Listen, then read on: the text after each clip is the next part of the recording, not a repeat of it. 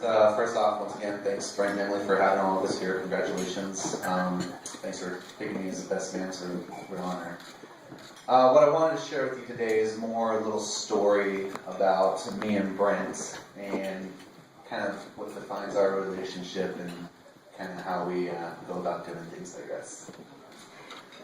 So, I'd like to think that Brent looks up to me and I taught him everything he knows. How true that is. How true that is, I don't really know. Probably not much, but those lessons I think were kind of tough sometimes and came at a price. Sometimes some came with bruises, some with some tears, others with some by way of cold hard cash. Nothing's free in life, so. I mean, when you're 8, 10 years old, $1 is kind of hard to come by. We feel like we had to work pretty hard to get anything that we had. So, parting ways with money, especially with your older brother, isn't always the easiest thing to do. But one of the things that we enjoy doing is, the outdoors. We love going fishing and hunting, all that good stuff. And we shared a lot of those times together. Us, me, Talon, Brent, all those brothers, and the rest of our family. But fishing taught us some valuable lessons in life. First off, patience. Which is definitely, I would think, necessary in marriage, right? Anybody who's married would probably tell you that. Discipline, and, of course, disappointment. If you've ever lost a big one when you're fishing, you kind of know what I'm talking about. Get them right up to the boat and have that big old fish hook on the line. But when Brent was just a youngster, he relied on the unreliable trilene fishing knot to tie on his lures and his hooks.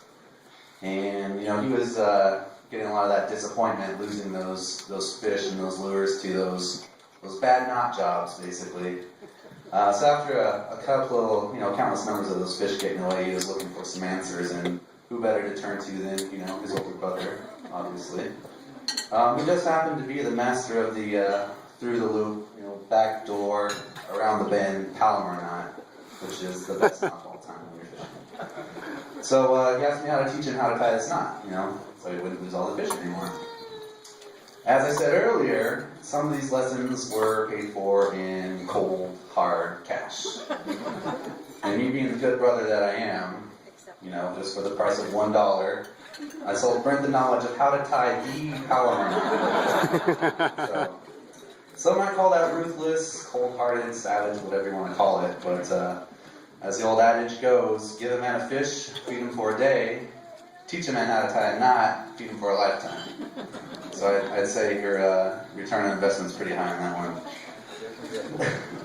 It's a free lesson doesn't always carry the same weight, and as a loving brother, I gave him the best rate possible. To this day, I still believe Brent calls it the best investment he's ever made. So I gave that lesson to Brent 15 years ago, and today I'm getting a lesson of my own. I just want to thank Brent for returning the favor and teaching me how to tie the greatest knot in life.